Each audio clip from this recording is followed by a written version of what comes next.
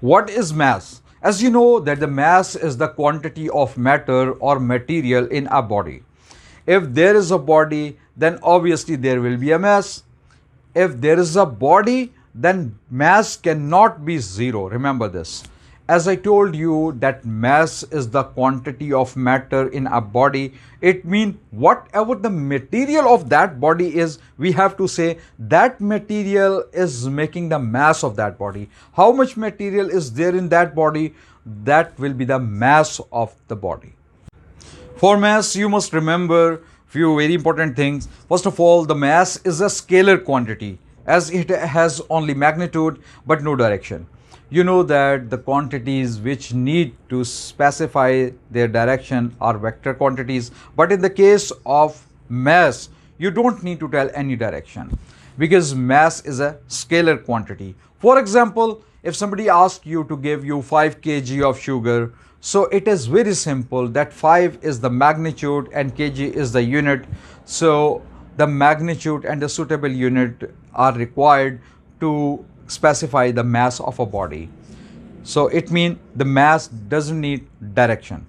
Second thing, that how the mass is measured. You must remember that at the mass is a scalar quantity, so mass can be measured by beam balance or equal arm balance or analytical balance. These type of balances can be used to measure the mass of the body. Now you can also use the electronic balances to measure the mass of the body. That electronic masses, balances can be used. You might have seen in the markets or etc., where you might have purchased grocery, etc., etc. So these type of balances are used. Now the SI unit of mass is kilogram. The smaller unit of mass are also be used, for example, grams or milligrams, etc. As I told you that the mass of the body is a constant and does not change from place to place.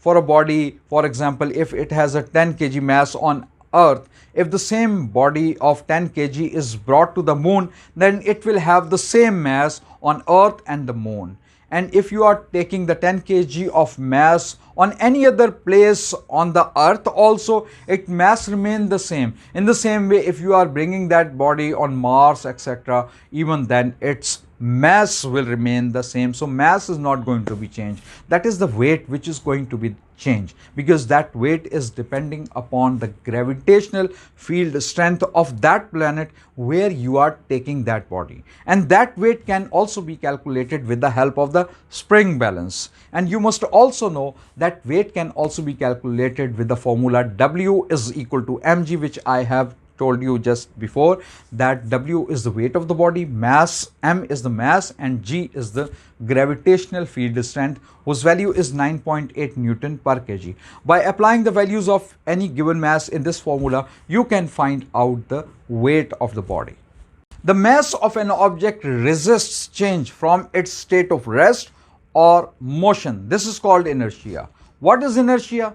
Inertia is the characteristic property of the body which helps the body in doing whatever the body is doing. It means if a body is at rest, then inertia tries the body to remain at rest. If the body is moving with uniform velocity, then inertia will try that the body must keep on moving with that uniform velocity. Now let us consider the example of inertia when the body is initially at rest. What happens when all of a sudden body starts moving? Let us have an example of a man standing in a bus which is stationary, and suddenly the bus starts moving. The movement pushes the passenger backward. Why does this happen? This is due to the inertia of rest experienced by the passenger in the upper part of his body. The body is at rest when the bus is initially at rest. When the bus starts, all of a sudden, the lower part of the body in contact with the bus that starts moving, while the upper part of the body continues to be at rest because of the inertia of rest. Inertia of rest is the tendency of the body to resist any change in the state of rest. If it is at rest, it tends to remain at rest. Just like you can see the example of the ball and the card. When the card is taken off, then the ball suddenly falls down in the glass. Now let us have an example of the inertia of motion. In this case, we'll see that the bus is moving and the man who is standing in the bus, he is also moving with the bus. Both are moving, both are in motion. All of a sudden, the brakes are applied. With the application of the sharp brakes, the bus stops all of a sudden and the passenger tends to fall forward. This is due to the inertia of motion experienced by the upper part of the body of the passenger. When the bus is moving, the whole body of the passenger is in the state of motion too. A sudden halt caused by the lower part of the passenger's body which is in contact with the bus, that comes to rest. However, the upper portion of the body remains in the state of motion due to the inertia of motion. This caused the passenger to fall forward when the bus stops suddenly. So this is basically the inertia of motion. Now what does it mean when I am saying that the mass of an object resists change from its state of rest or motion, which I told you that this is inertia. For example, you have a huge truck that is standing before you and you want to move this truck by pushing it with your hands.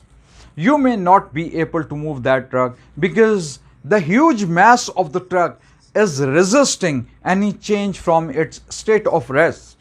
On the other hand, if a small bicycle is standing before you, then you may be able to move it by pushing it because it has very small mass as compared to the huge truck.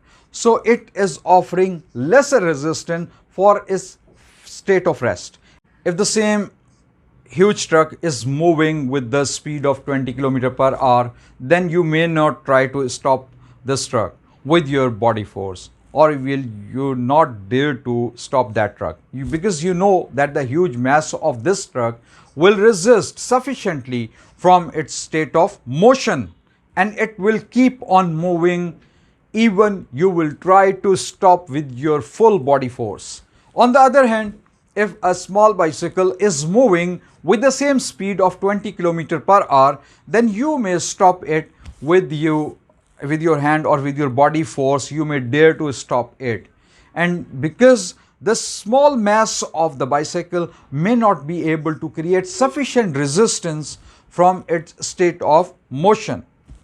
So a smaller body resists lesser and the huge body resists more against its state of rest or of state of uniform motion.